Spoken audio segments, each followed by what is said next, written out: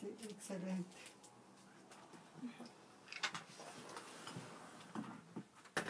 Así lo voy a poner en silencio. Aquí con mi paleta. Es que con estos cambios de temperatura también traigo una tos que no me puedo quitar. Ya probé todos los jarabes del universo. ¿Y no? No. Es horrible. El tema de la salud es... Desde la miel, ya todo La Facultad de Derecho en Radio. Comenzamos en 15 segundos. Presenta Rutas y retos de legalidad con Sonia Venegas Álvarez.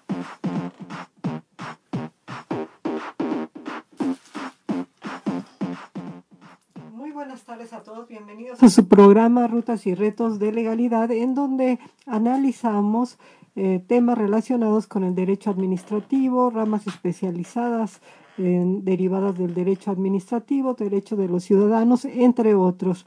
Recordándoles que estamos transmitiendo en vivo desde Avenida Universidad 2219, a un costado de Ciudad Universitaria, en las instalaciones de la División de Educación Abierta y Continua de la Facultad de Derecho de la UNAM. Pues hoy nos acompaña una súper especialista en un tema poco tratado además y muy joven, pero con un gran currículum, la doctora Laura Verónica Coronado Contreras. Buenas tardes, doctora, ¿cómo estás? Muchas gracias, muy agradecida por la invitación y por esa introducción inmerecida. No. Feliz de hablar de estos temas con ustedes. Sí, la doctora pues es licenciada en Derecho, pero es también doctora en Derecho por la Universidad Complutense de Madrid, y déjenme decirles que tiene dentro de su obra escrito un libro que se llama La regulación global del ciberespacio, y es exactamente sobre uno de los temas que vamos a estar tratando esta tarde. Doctora, te comento que en nuestro programa nos escuchan principalmente alumnos, profesores y pues uno que otro particular interesado en estos temas jurídicos, ¿verdad? Por lo cual te pediría como una breve introducción para aquellos que no sabemos nada del ciberespacio, por favor, y después ya iremos ahondando un poquito más en la parte jurídica del mismo. Me parece perfecto. Bueno, primero yo quisiera decir que el ciberespacio es un metaespacio. ¿A qué me refiero con eso? A que no solamente abarca estas redes que conocemos como Internet, sino otras plataformas que usamos comúnmente, todo lo que tiene que ver con nuevas tecnologías de la información. Yo le llamo que es un metaespacio, al igual que otros doctrinarios, porque estamos frente a una nueva ágora, el sueño que tenían en la antigüedad, en donde todos tuviéramos este foro en donde participáramos, y también pues lo utilizamos con una inmediatez que nunca antes habíamos soñado. Sí, claro. Entonces es algo que vivimos día a día, que muchas veces desconocemos cuáles son sus implicaciones jurídicas, cuáles son las consecuencias de nuestro actuar, y pues dada esta inmediatez, muchas veces también el legislador va 2 o 3 o 4 o 5 pasos atrás de lo que debiera. Sí, normalmente los temas administrativos van un poco rezagados, pues en esto que tiene que ver con el desarrollo de estas nuevas tecnologías, siempre se va atrás porque apenas uno ha terminado de entender alguna plataforma o algún tema, algún tipo de red, su manejo, cuando ya está siendo superado, ya está siendo evolucionado, ¿no? La misma, y es verdad, esto es muy interesante, el tener el acceso a este foro, a estas ágoras, pero también pues tiene su propia problemática, desde luego, ¿verdad? Exacto. De ese modo. Desde el punto de vista jurídico, ¿cómo lo abordaríamos? Bueno, hay distintas posturas acerca de cómo regular el ciberespacio y qué es el ciberespacio. Empezaría por qué es el ciberespacio. Para saber cómo y quién puede legítimamente regularlo. Hay algunos autores, algunos doctrinarios, algunos estados que dicen, ¿sabes qué? Es un medio de comunicación más. El problema es que no es un medio tradicional como nosotros veníamos regulándolo.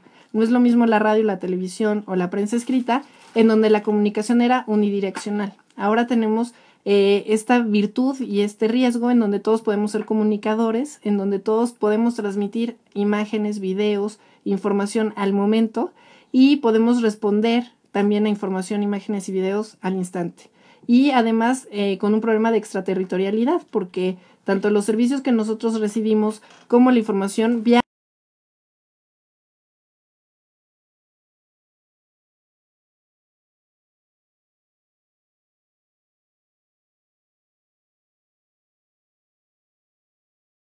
intentos aislados y que han fracasado por lo mismo. Tenemos otra postura en donde hablan acerca de hacerlo de manera supranacional, es decir, a través de tratados en la materia, en el marco de organismos internacionales. El problema con esta postura es que, pues actualmente a nivel político estamos viviendo, pues, nacionalismos muy exacerbados. Entonces, hablar de las ventajas de un organismo internacional o de una declaración universal de derechos del ciberespacio no resulta del todo convincente para la mayoría. Y por último tenemos la postura de la autorregulación, es decir, que las propias empresas, los propios prestadores de servicios, los propios usuarios determinemos las leyes del mercado y ver al ciberespacio como eso, como un mercado en donde todos podemos interactuar. Yo veo al ciberespacio como un vehículo, como una herramienta para ejercer la democracia, porque ahora tenemos este derecho fundamental que es la libertad de expresión a su máximo esplendor. Exacto, con un mecanismo de apoyo realmente potente. Y por otro lado tenemos todo lo que tiene que ver con derechos que pueden ser vulnerados de privacidad, de honor, de intimidad, la prevención de delitos en contra de la seguridad nacional. Entonces son muchas las aristas que vemos nosotros actualmente en este metaespacio y por eso es la dificultad de regularlo.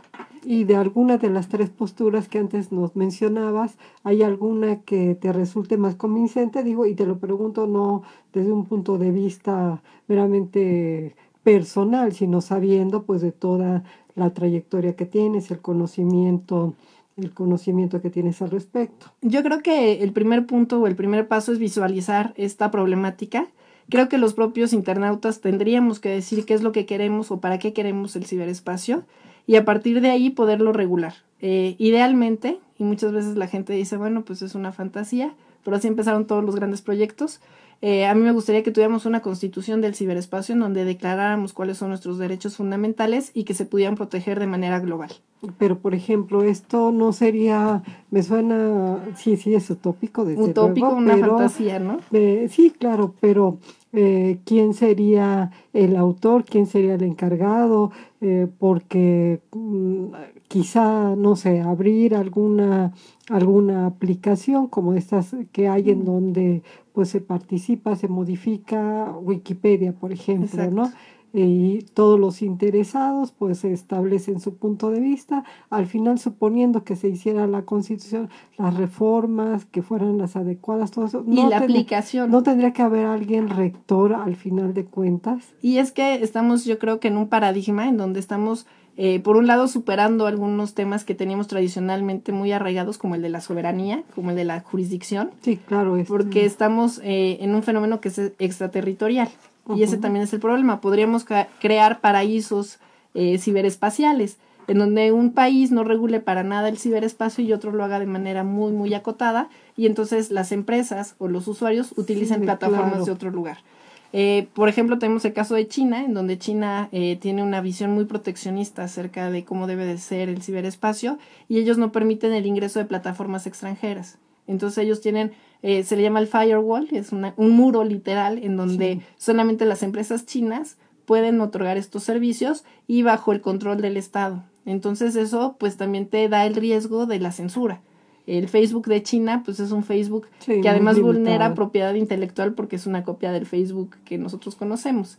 Entonces estamos ante una nueva situación y por eso es lo interesante de participar en estos foros y me parece que lo primero que tenemos que atender es, hay una problemática, es una nueva realidad y cómo tenemos que interactuar a través del ciberespacio. ¿Y cuáles serían el contenido, los límites? Porque pues nos acabas de mencionar cuáles son algunos de los derechos más relevantes que están teniendo o aplicación o vulneración con el uso del ciberespacio. Actualmente hemos visto, como mencionaba hace un momento, intentos aislados de regularlo. Estados Unidos ha buscado a través de una protección de ciertos derechos o ciertos intereses considerados como legítimos, regular lo que sucede en las redes sociales. Entonces hemos visto, por ejemplo, que ve la protección de menores y entonces para evitar algún tipo de uso indebido de imágenes o de redes de trata de personas, entonces se ha tratado de regular en ese sentido. La Unión Europea ha estado muy preocupada en materia de propiedad intelectual y lo que se comparte a través de propiedad intelectual. El problema es que muchas veces la realidad nos supera. Sí. Hace 5 años nosotros veíamos que se bajaban contenidos de YouTube de manera inmediata porque decían que vulneraban derechos de autor. El problema aquí es que lo que hacen las personas dedicadas a la tecnología es crear el streaming, es decir, toda esta renta o prestación de servicios a través de plataformas en donde no se vulnera propiedad intelectual porque se le paga al autor una cantidad por regalías, pero a su vez el usuario pues tiene un margen ahora o un acceso a información que antes no tenía y que en todo momento y en todo lugar puede consultar. Entonces yo creo que efectivamente hay que ver qué es lo que queremos hacer nosotros como investigadores, buscar esta línea en donde los propios usuarios también nos digan, oye, yo quiero usar esta aplicación, funciona, no funciona, vulnera o no vulnera derechos. Sacaban hace poco tiempo un estudio en donde dicen que si tú tienes una red social como Facebook o como Instagram sumada a WhatsApp, estás dando más de 250 datos personales. Wow. Entonces es un desconocimiento total. Nosotros usamos estas plataformas como Uber, como Waze, banca electrónica, y usamos distintos mecanismos para facilitarnos la vida, pero a la vez estamos dándoles perfiles de consumo a todas estas empresas. Claro, y esto pues tiene un valor económico, ¿no? También, y es explotable y no se tiene el consentimiento de parte del usuario. O si se tiene, es un consentimiento un poquito forzado cuando las plataformas te dicen, bueno, ya leíste todo esto, lo aceptas y le das a aceptar. Y si no le das a aceptar, pues no tienes la aplicación, ¿no? Y viendo las ventajas que tiene la aplicación, pues... Y aún siendo abogados, como son contratos de adhesión, muchas veces nosotros mismos no lo leemos. Entonces tú lo que quieres es pasar a la siguiente pantalla y le das a aceptar a todo, sin saber efectivamente de quién es la información, qué pueden hacer con ella. Y vimos el caso que me pareció muy emblemático de Cambridge Analytica, en donde Facebook compartió datos a quien no debía de habérselos compartido. Y al final del día lo que te detona es la punta del iceberg, es decir, tenemos mucha información que está dispersa en distintos servidores y que no sabemos cómo podemos interactuar o cómo protegerla.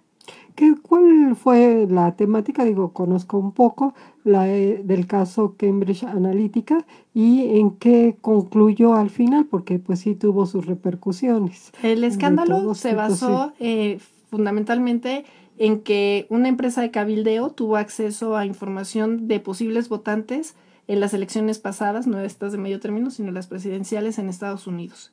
Y lo que dicen es que al manipular la información que recibían estos votantes, conociendo estos perfiles, inclinaron la balanza a favor de Donald Trump. Facebook, al enterarse de este escándalo, dice que sí, efectivamente proporcionó esa base de datos, pero con un fin diferente. Las personas que proporcionaron sin querer, sin su consentimiento, esta información fue a través de un juego que era en Facebook, en donde te decía, ve cómo es tu perfil digital. Y entonces tú le dabas clic sin saber que le estabas compartiendo tu perfil y el de tus amigos. El promedio de amigos que tenemos cualquier persona, no una figura pública, cualquier persona, es de 180 a 200 amigos. Entonces, con 250,000 personas que compartieron la aplicación, que hicieron el jueguito, 200. Se exponenció. Sí. Y de ahí, pues, fueron derivando en quienes podían votar por Donald Trump, y a partir de eso salían mensajes o noticias o productos que inclinaban la balanza a partir de ese conocimiento del perfil que tenían del votante. No, y bueno, pues, ¿y en qué concluyó? Porque sí me acuerdo que estuvo mucho en medios de comunicación, compareció tanto ante la Unión Europea como en el Senado de Estados Unidos, el fundador de Facebook, Mark Zuckerberg, y pues ¿en qué detonó? En dos cosas, en que Facebook pidió perdón y dijo que no volvería a pasar. ¿Y será cierto? Esperemos que sí. En otra cuestión en donde dijeron vamos a tratar de regularlo, y el problema en el Senado de Estados Unidos, que a mí me pareció muy emblemático, es que los legisladores le preguntaban a Mark Zuckerberg cómo funcionaba Facebook. Entonces no podemos regular algo que desconocemos. Sí, definitivamente. Yo creo que es el Senado norteamericano, seguramente muchos senados en el mundo, incluyendo nuestro Congreso de la Unión, y probablemente uno mismo, que digo, bueno, probablemente, seguramente tú por tu especialidad lo conoces a fondo, pero habrá pormenores que no sepa manejar, ¿verdad? No, y al final del día, yo lo comento mucho con mis alumnos, nada es gratis en esta vida. Facebook no es una empresa que cotice en bolsa por dar un servicio gratis. Lo que le está dando a las empresas son perfiles de usuarios, son conocimiento de qué, dónde y cómo compras, quiénes son tus amigos, cuáles son tus datos, y a partir de ahí, pues te pueden vender mucho. Y también eso bueno, sesga. esa es la parte, esa es una parte de manipular información en un sentido que algunos dirían, bueno, pues ese es, sí, no es correcto, definitivo. Pero, ¿qué tal cuando pueden tener una manipulación todavía extrema y llevarla a usos ilícitos, ¿no? Por ejemplo. Claro, una imagen que puede verse vulnerada, nosotros vemos comúnmente que compartimos estos memes, ¿no? Pero no sabemos si pueden vulnerar la dignidad de una persona y se comparten constantemente, y cómo impedimos que se comparte esa información. Porque hoy yo subo una imagen y aunque yo la borre, siempre va a quedar la huella. Claro, o un robo de identidad, pues robándome los datos de las personas. Claro, pues, o una suplantación que también puede ser. Claro, que o derivada simplemente a partir de la obtención de datos, y después lo mismo lo puedo utilizar a través de redes y medios electrónicos como en el mundo físico, ¿no? O sea, ya tengo la información de una cédula profesional, el nombre de una persona, algunos datos y suplanto identidad, que puede ser para muchos temas. Sí, tristemente oímos en las noticias con cierta regularidad que se vendió el banco de datos que tenía, por ejemplo, el IFE o el INE, que ahora se llama así. Sí, entonces, lo recuerdo. toda esa información pues implica dinero. Y puede usarse para muchos fines, como tú mencionabas. Entonces, yo creo que lo primero es tener la conciencia y la responsabilidad como usuarios de qué es lo que queremos compartir, a quién lo queremos compartir, en dónde y cómo. Y a partir de ahí, pues también vernos beneficiados con las ventajas que otorga el ciberespacio. Mencionaba hace un momento, no quiero satanizar a este metaespacio. No, claro. Creo que los mexicanos tenemos un ejemplo muy importante, que fue el del 19 de septiembre, en donde las redes sociales sirvieron muchísimo. Sí. Con el hashtag Fuerza México, la gente participaba, tenía información, se compartía, e incluso fue tan grande este mecanismo de solidaridad que el gobierno, la Cruz Roja y otras instituciones tuvieron que subirse al Fuerza México para poder dar mejor servicio a la población. Que esto es sorprendente, realmente, sorprendente para los que estamos alejados del conocimiento profundo de estos temas, pero yo creo que sí, el ejemplo que nos das pues es muy valioso para dimensionar qué es lo que está sucediendo en el metaespacio y cómo en un momento dado estas tecnologías someten a los mismos gobiernos, ¿no? Aquí estamos hablando de entidades, órganos muy especializados, ACES, etcétera, pero tuvieron que sujetarse para un mejor servicio. Entonces, pues es digno de tomarse en cuenta. Sin embargo, igual lo pienso, el usuario promedio, ¿qué conocimiento tiene de los límites y qué debería de hacer? Esa sería la pregunta. ¿Qué debería de hacer el usuario promedio para tratar de proteger un poco esos datos? Y yo creo que lo acabas de señalar, ¿qué quieres compartir? ¿Con quién lo quieres compartir? ¿No? Primero, conocer las redes sociales, ¿no? Por ejemplo, las más usadas, que son Twitter, generalmente es para compartir noticias u opiniones. Instagram es más para compartir cuestiones de fotografía. Facebook es para cuestiones sociales. Entonces, muchas veces una misma persona puede tener un perfil o una identidad diferente en cada uno de estos sitios, pero el problema es que también nosotros, al estar sujetos en esta inercia de sumarnos a estas plataformas, a que la autoridad se convierta en la propia empresa. Sí, claro. Porque ellos son los que determinan quién sube o quién baja contenido. Y hemos tenido hasta el momento casos aislados en donde han venido demandas acerca de qué es lo que quieres mostrar o no quieres mostrar. Hay un caso muy emblemático que es en España sobre el llamado derecho al olvido. Es una persona que tuvo un litigio, se le consideraba a través de un edicto como que tenía una deuda, y cuando él buscaba su nombre en el motor de búsqueda de Google, aparecía como que era un deudor. Entonces demanda a Google y dice, oye, baja esa información. Esa información era un edicto que aparecía en un periódico de España. Entonces viene todo este litigio acerca de, ¿se puede o no puede pedir que se baje esa información? ¿Es de interés noticioso, es de interés público o no? Él decía, es que la gente me busca y no me contrata porque dicen que soy un deudor. Sí. Me causa un perjuicio. Pero también, si llegamos a este absurdo en donde yo quiero nada más mostrar lo que a mí me gusta, pues entonces es como arrancar las páginas de un periódico. Sí, yo voy a la hemeroteca, es libro, ¿no? Sí, claro. Entonces, es muy difícil muchas veces el que nosotros también tengamos esta responsabilidad acerca de qué es público y qué es privado. Y las nuevas generaciones creo que tienen todavía más arraigado este reto, porque pues ellos viven a través del internet y viven a través de estas redes, y yo hago la broma un poco de que yo soy inalámbrica porque a mí me tocó el tránsito de la información tradicional. Seguramente. Pero en realidad es que estas redes, lo que te manejan o lo que te dicen, todo es inmediato, todo es instantáneo, y nos crea una sociedad en donde somos menos resistentes a la crítica, somos más vulnerables, a recibir información no deseada. Somos mucho más vulnerables a recibir sesgada la información, porque si ya saben mi perfil, también ya me dicen qué quiero ver y cómo lo quiero ver. Sí. Y la verdad, todo el tema de inteligencia artificial pues nos viene encima. Ya los celulares intuyen el tráfico, hacia dónde te diriges, muchas veces sin darle tanta información. No, claro, por ejemplo, yo que tengo como rutinas muy preestablecidas, le doy el Waze y ya casi le pongo F y me aparece Facultad de Derecho. Exacto, y te dice la hora, el tráfico, y si lo quieres lo sincronizas con el calendario, y si quieres le dices con quién vas a estar, y entonces te facilita mucho la vida, pero también tiene sus riesgos. Sí, que es la vulnerabilidad, y pues bueno, esto...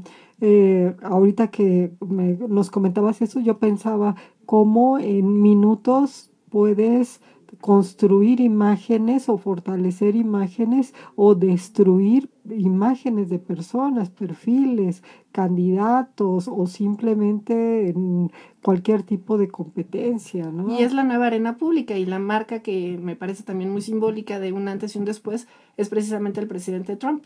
Él con tweets se vive haciendo política exterior. Se pelea con el coreano, se pelea con otras instituciones. Bueno, con los medios de comunicación ordinarios, ¿no? La televisión, con el periódico, lo acabamos de ver hace un par de días, ¿no? CNN. Sí, con este periodista que también te habla mucho acerca del poder de las redes sociales. Trump da una versión y la gente de la Casa Blanca da una versión en donde dicen es que le quitamos la credencial a este reportero que le hacía preguntas al presidente porque estaba molestando a un asistente de la Casa Blanca. Y nosotros vimos en tiempo real que no era así, ella le quería quitar el micrófono y él no se dejaba. Entonces, en realidad, te brinda muchas posibilidades para estar mucho más informado, pero muchas veces nosotros no sabemos utilizar esa información. Y también la responsabilidad que tenemos nosotros como agentes de cambio. Ahora vemos estas propuestas a través de plataformas como Change, en donde tenemos una voz que se escucha mucho más rápido como ciudadanos. No conocía esta. ¿De qué trata esta plataforma? Esa plataforma es en donde se suben peticiones ciudadanas, entonces puede ser desde algo muy básico como por favor que la delegación cambie este bache y subir la imagen del bache constantemente. La gente va firmando esta petición y se han hecho muchas iniciativas ciudadanas a partir de estos cambios a partir de la plataforma de Change. Pues entonces, para los ciudadanos es muy importante porque sientes que tu voz se escucha. Sí, esta comunicación que yo mencionaba unidireccional ya no es así. No, ya no es de ese modo, claro, y cuenta mucho porque en un momento dado si no la consideran o no lo toman en cuenta, pues también tiene sus repercusiones de carácter político, ¿no? Significa no votamos más, ¿no? Exacto. Y te refleja también mucho las inquietudes que tienen las personas, ¿no? Para los políticos, pues les da mucho el pulso de lo que necesitan sus gobernados. Y por otro lado, como gobernados, pues nos da mucha mayor información.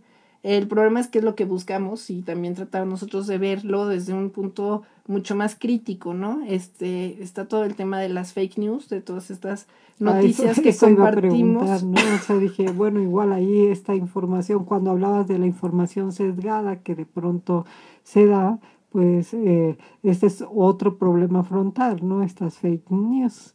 Es un tema real en donde las personas comparten mucha información o pegan y copian información que no está efectivamente verificada y entonces crean un desasosiego posiblemente. Hay un caso muy conocido que es el de los tuiteros de Veracruz, en donde una pareja quieren hacer una broma y dicen que va a explotar una bomba en una escuela pública. No, sí escuché. Y crean pánico y los padres de familia y las personas que vivían en la zona pues corren y van a buscar a los niños y se crea una confusión muy importante en ese lugar. Y el problema es que no se les podía sancionar porque no había una legislación al respecto. Se quería aplicar una ley de manera retroactiva y es un caso que se podría analizar desde muchas ópticas. Pero nos habla acerca de también la responsabilidad de nosotros como usuarios de verificar la fuente, a quién leemos y por qué lo leemos. Y seguramente a todos nos ha llegado esta cadenita de que pega en tu muro que no estás de acuerdo con esto y ya no va a pasar tal. O van a cobrar el WhatsApp y entonces por favor copia y pega. Y compartimos muchísima información y generalmente todo eso lo que está haciendo es una cadena de datos que nosotros no conocemos y que vamos a su vez compartiendo. Entonces yo creo que todos estos mecanismos que nosotros utilizamos son buenos. Creo que el ciberespacio nos da muchísimas oportunidades. Wikipedia es el sueño de los enciclopedistas. No, bueno, sí, claro. Entonces creo que algo que parecía una utopía, como tener todo el conocimiento en un lugar, ahora es una realidad. Claro, e igualmente, ¿no? Con los mismos riesgos. Y yo creo que eso es lo que debemos, como juristas, como estudiantes, tratar de mostrarle a los demás, ¿no? Qué es lo que queremos y también ser muy responsables de cómo utilizamos estos mecanismos. Uh-huh. En tu intervención sobre el derecho al olvido, ¿en qué concluyó finalmente en España esa? Es una ironía y a mí me parece un ejemplo muy simbólico. Google terminó por eliminar esta información de su buscador para que no fuera el primero, pero si ustedes buscan el nombre de Mario Costeja, que es la persona que se vio implicada, hay muchísimas notas de periódico que hablan de este suceso. Bueno. Entonces, si quería que se olvidara, en realidad se hizo mucho más grande. Más popular Y pasa mucho con el tema de la censura. En España tenemos algunos ejemplos muy simbólicos. Hay uno de la corona española, en donde el anterior rey, el rey emérito, el rey Juan Carlos, pidió que se requisaran una serie de ejemplares de un semanario que se llama El Jueves. Es un poco como la revista que nosotros tenemos de siempre, en donde aparece un cartón para criticar algún tipo de política pública. Es un periódico de izquierda en contra de la corona y tal, y pide que se requisen unos ejemplares en donde se hacía burla o se hacía mofa de que el príncipe de Asturias tenía una hija, y en ese momento también se estaba subsidiando fiscalmente a las personas que tuvieran hijos en Europa. Y entonces decían que en una caricatura que eso iba a ser lo más cercano a trabajo que había tenido el príncipe. Bueno. Y no le gustó a la corona, dijeron que era un delito en contra de la corona y requisaron todos los ejemplares. Pero no contaban con que había suscriptores que habían recibido antes el ejemplar. Y entonces ellos lo que hicieron fue subir la imagen y se hacían subastas acerca del ejemplar por el morbo. Sí, claro. Por ver la imagen. La propia plataforma, la página web de este semanario que se llama El Jueves, se cayó de todas las visitas que había para ver la imagen. Y si ahorita buscamos nosotros la imagen, la vamos a encontrar. Sí, sí, sí. Entonces, en realidad, muchas veces algo que tradicionalmente podía ser censurado, ahora viaja al momento y ya no hay manera. Y pasa lo mismo ahora con políticos, que tuitean algo, se arrepienten, lo borran, pero ya hubo muchas capturas de pantalla. Claro, sí, o ya... ¿Ya se compartió? Veces, exactamente, ya fue compartido en miles o millones porque es tan rápido esta situación. Bien, ¿qué otro aspecto importante desde el punto de vista jurídico tendríamos, Laura? Yo quisiera hacer énfasis en un tema que también se ha dejado un poco de lado y que creo que nos va a dar mucho de qué hablar en las próximas generaciones, que es el del ciberacoso. Me parece que los jóvenes están cada día más involucrados en el tema de redes sociales, cada vez estamos generando más información, empiezan cada vez más pequeños con el contacto con este tipo de redes y tenemos el tema de los youtubers y de los influencers, en donde ahora los niños quieren ser eso. Entonces, por la búsqueda de la fama, por la búsqueda de ese like, que es un golpe a la autoestima y en donde dices es que estoy eufórico porque tengo muchos likes o se compartió muchas veces, llegamos a conductas que pueden ser peligrosas. Por un lado, el tema de estos ataques a la dignidad, a la honra, a la imagen de un menor. Sí. Y por otro lado, el tema de los retos virales, que parecen absurdos o que para un adulto pueden ser absurdos, pero para una persona en donde se está conformando su personalidad y en donde quiere ser popular y en donde quiere pertenecer, hacen cosas muy bobas, desde mi punto de vista, pero que ponen en riesgo su salud. Entonces hay retos desde tomarse unas pastillas de jabón para lavatrastes y que se pueden intoxicar. ¿En serio? Evitando que se les haga espuma en la boca y se están grabando, a prenderse fuego. Hay un caso muy simbólico en Estados Unidos de una menor que jugaban a ponerse alcohol, después pasarse una llama y que no se te prendiera la mano. Ay, pero es sumamente peligroso y entonces puedes tener quemaduras importantes y todo era por pertenecer, por estar dentro de una comunidad. Y lo mismo sucede, si no te sale el reto viral, pues me río de ti, lo comparto y ya la imagen pues viajó a miles de kilómetros de tu localidad. Ahí mi pregunta sería, en estos casos, específicamente estos de los adolescentes, de los niños, de los jóvenes, ¿qué tan factible es regularlo? O más bien estamos hablando de un aspecto sumamente cultural y educativo que debe de empezar a muy, muy temprana edad, Laura Verónica Coronado, por lo que nos está señalando, cada vez si es verdad, ¿no? Pues hoy en día es tan común que un bebé de carriola para que se entretenga le den el teléfono celular. Exacto. Con un juego básico, con es una niñera digital, ¿no? Sí. Y caer en esa trampa es muy fácil. Muchas veces decimos, es que le ayuda, es que le educa, es que ve los colores, y en realidad no es que estemos haciendo eso, es que nos facilitamos como padres la vida, ¿no? Sí. Y les enseñamos a ellos a atolondrarse, por decirlo de una manera coloquial. Claro, porque es súper atractivo, eso sí, las imágenes son súper atractivas, ¿no? Pero no los enseñamos a resistir, a esperar, a tomar un turno, los hacemos más impacientes. Y yo creo que una de las virtudes de las leyes es no solamente que prohíban conductas, sino también que prevengan conductas y que también nos digan, como nos enseñaron en la escuela, el deber ser de una sociedad. Entonces sí, tiene un factor educativo, efectivamente, muy fuerte, ¿no? De prevenir este tipo de situaciones en donde nosotros seamos conscientes de qué es lo que deben de hacer los jóvenes en estas redes sociales. Es complicado para los padres de familia porque, pues si yo digo, vamos a abrir el diario de un adolescente, me dicen, eso vulnera todos los derechos del mundo. Claro. Sí, entonces también el papá no puede tener tanto acceso muchas veces, o la mamá, a las redes sociales de los hijos, o tienen perfiles diferentes, claro. Pero sí hacerlos conscientes, hacerlos seguros, que este tipo de problemáticas que aún nosotros como adultos también nos pueden lastimar. A mí me ha tocado cuando escribo en algún periódico o cuando comparto algún tipo de información, que hay gente que desde el anonimato, que es muy cómodo, te agrede o te ataca y es muy fácil caer en esa provocación y reaccionar. Sí. Entonces, muchas veces minimizamos ese tipo de conductas en donde pueden ser lascivas o en donde pueden denigrar a una persona.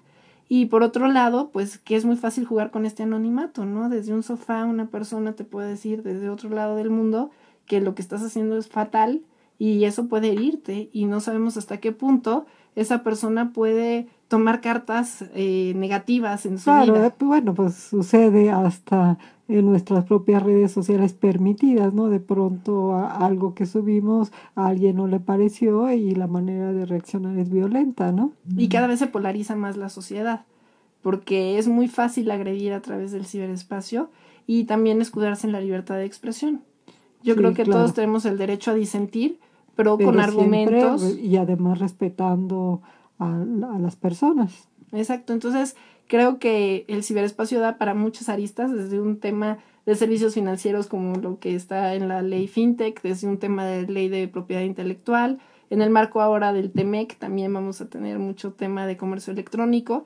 Tiene muchas aristas el ciberespacio, por eso yo digo que no es un mercado, sino que es un ágora en donde efectivamente todos tenemos una voz y en donde todos podemos ser escuchados. Es una herramienta para la democracia, es un mecanismo para expandir el conocimiento, pero también pues tenemos que ser responsables de lo que suceda y también tratar de no tomarnos tan en serio de lo que sucede en la realidad virtual.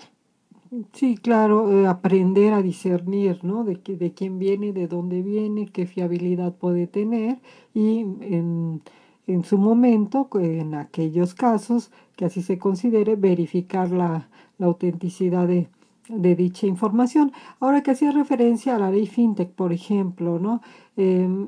Lo que sí como que estamos viendo es que a partir de ciertas especialidades que tienen de manera periférica, y periférica no tan periférica, sino también significativa, pero que de algún modo tienen esta vinculación con el ciberespacio, sí hay como regulaciones ya de carácter parcial. En el caso de la fintech, pues bueno, sabemos que entra en vigor el año que viene y que mientras hacen de las suyas, ¿no? Y también porque lo mencionábamos al principio, la realidad va superando por mucho la legislación. Vimos muchos fenómenos en materia de servicios financieros. La mayoría de las personas se ha enfocado a lo de las criptomonedas y ver si efectivamente este dinero virtual va a ser la próxima realidad y si los bancos van a desaparecer. Pero la ley FinTech y lo que sucede en el ciberespacio y los servicios financieros abarca otros supuestos.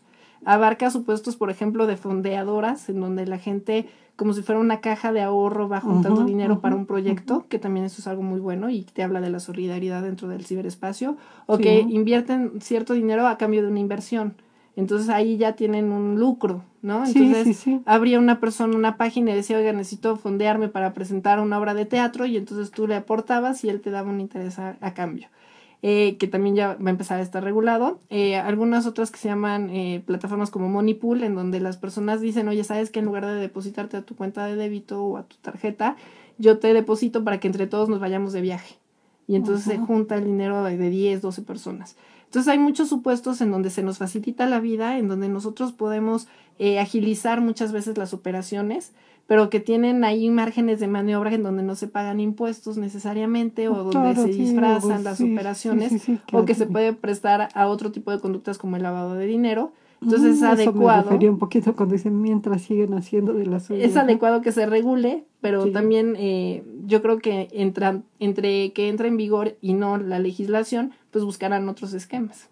Sí, claro. Y bueno, aquí ahorita que hablábamos de los aspectos financieros, sería conveniente que esta regulación, bueno, conveniente, y luego la segunda pregunta es si sería factible. Tengo entendido que existen, por ejemplo, también estos sitios, vamos a llamarla así, de operaciones financieras, pero vamos a llamarlas clandestinas, en donde, por ejemplo, pues se hacen transferencias de dinero, de lavado de dinero, de recursos de procedencia ilícita, o simplemente pues un dinero no declarado y están en cierto lugar del mundo y lo trasladan a otro país, ¿no? Sí, son paraísos fiscales que se ven beneficiados ahora con la tecnología. Y también tenemos incluso otros sitios que pueden delinquir o que pueden ir de la mano con el sector financiero, como son los sitios de apuestas. O sea, en realidad hay países en donde sí se permiten estos casinos, hay casinos virtuales, en donde la gente puede apostar, pero desde un país en donde no está permitido. Y entonces, ¿qué legislación es la que aplicas o cuál es la jurisdicción conducente? Y partimos de supuestos en donde el internauta te dice la verdad. Y muchas veces no es así. O sea, muchas veces nosotros vemos que, oye, puedes tener acceso ilimitado por 30 días a este servicio, y metes un correo electrónico y te gustó el servicio pero no lo quieres pagar, y entonces cambias a correo electrónico. Y lo mismo sucede con este tipo de conductas. Oye, esta conducta está permitida en tu país, y tú le dices sí. Y no necesariamente es cierto.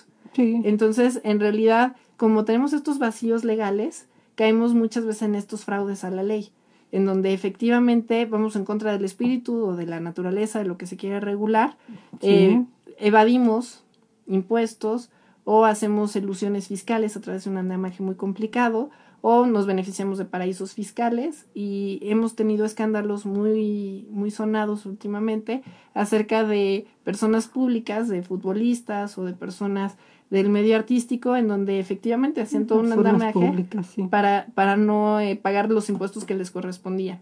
Y estos son elementos que les sirven para disimular o para disfrazar más este tipo de operaciones.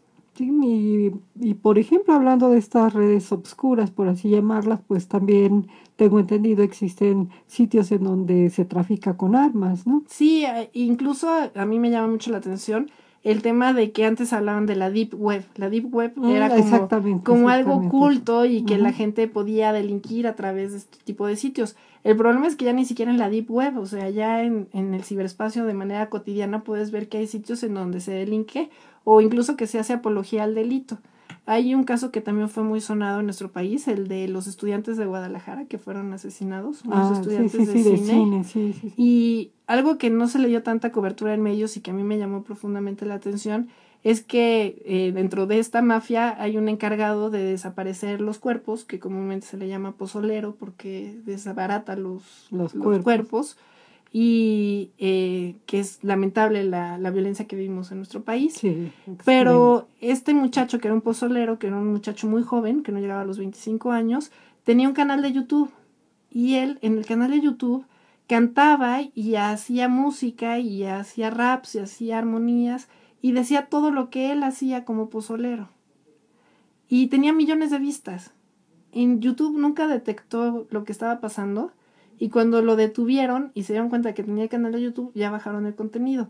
Pero a mí lo que me llama la atención es todos estos usuarios que vieron ese contenido y que nadie denunció.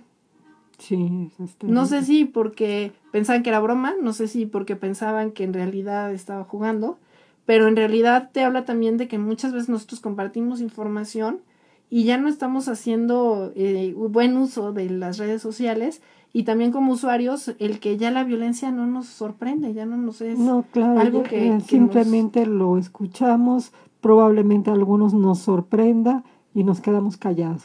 Exacto, y es parte también de, como sociedad, lo que estamos haciendo mal, ¿no? Claro, y por otro lado, pues bueno, aquí sería muy interesante hablar que está haciendo. Tenemos cuerpos policíacos cibernéticos, ¿no? Dedicados a tratar de pescar este tipo de sitios, ¿no? Y bueno, tú mencionas es que tenía millones, dije, bueno, ya hablar de esas cantidades. Incluso había gente que decía que el muchacho tenía talento, o sea, que lo hacía bien. Y entonces también te refleja el cómo creció ese muchacho, pero eso ya es otra arista de lo que es el derecho penal y cómo se le debe de tratar, pero sí es importante lo que sucede en el ciberespacio y cómo tratar de evitar que esos contenidos se sigan compartiendo y que sigan vigentes. Toda esta narcocultura en donde la gente comparte este tipo de información y que ya no se hace a través de las mantas como nosotros veíamos hace algunos años, ahora ya es de manera inmediata a través de estos sitios y efectivamente tenemos una policía cibernética, pero se ve rebasada con los millones de usuarios que tenemos en las redes. Claro, pero pues bueno, este tipo de cosas sí deberían de estar como más vigiladas, ¿no? Más. Y también llama mucho la atención el tema de YouTube. Cuando una persona sube un contenido de una canción y la discográfica se queja y pide que lo bajen, lo hacen de inmediato. Y como algo que tiene tanta violencia, se tardan tanto en descubrirlo, ¿no? Sí, y esto yo creo que sí debería de considerarlo la autoridad, ¿no? Como decimos, desde los ámbitos muy, muy especializados, ir abordando los temas que sí son eminentemente necesarios regular y probablemente en otros temas dejar un poco que los mismos usuarios, que las mismas empresas participen. Quizá, como decías en la tercera opción, una especie de autorregulación por ahí, ¿no? Exacto. Que eso pudiera ser más. Nos quedan 2 minutos, doctora Laura Verónica Coronado Contreras. ¿Qué te gustaría dejarles de mensaje a nuestros alumnos en estos temas? Que además, pues yo los invitaría a que también ellos se adentraran al conocimiento de este tipo de temas, que investiguen, que sus tesis, por ejemplo, ojalá explorar un tema de esta índole. Pues yo quiero agradecer en primer lugar a Editorial Porrúa, que me publicó el libro en conjunto con la Universidad de Anáhuac, de la que yo soy investigadora, porque no le tuvieron miedo a estos temas de vanguardia. Es una línea de investigación que hemos estado manejando en la Facultad de Estudios Globales desde hace 8 o 9 años, cuando era todavía pues hablar un poco de cuestiones que no se vivían día a día, y la verdad las autoridades de la Universidad de Anáhuac fueron muy receptivas en estos temas que son de frontera, que son de vanguardia. Sí. Y la invitación a los estudiantes, a los alumnos, a los investigadores es que nos adentremos en este tipo de temas que pueden ser difíciles. Es mucho más fácil hablar de cuestiones históricas porque es mucho más accesible a veces, ¿no? Que también es importante, es un reto. Pero el reto también es no perder de vista lo que ya hicimos y cómo lo aplicamos a nuestra vida diaria y no tenerle miedo a estos temas, ¿no? Tratar de involucrarnos cada vez más para conocerlos y para poderlos regular de una manera adecuada. Pues muchísimas gracias, doctora Laura Verónica Coronado Contreras. Ojalá que te podamos volver a invitar y que tengas el tiempo para visitarnos, porque sabemos que tienes también una agenda bastante complicada. Son temas donde hay muy pocos especialistas. Muchas gracias. Entonces realmente te felicito y en verdad es muy interesante que puedan leer este libro, La regulación global del ciberespacio, de la doctora Laura Coronado Contreras, publicado por la editorial Porrúa y en coedición con la Universidad de Anáhuac. Pues muy buenas tardes, mucho gusto, doctora, de tenerte por aquí, y nos despedimos de nuestra querida audiencia, invitándolos para que el próximo viernes, aquí a las 2 de la tarde, nos escuchemos. No sin antes recordarles que pueden volver a ver el programa a través de Facebook, precisamente en la página Seminario de Derecho Administrativo, Facultad de Derecho, turno vespertino. Ojalá que sigan disfrutando de su tarde de viernes. Buenas tardes y agradecemos a César Telles en los controles. Listo, maestra.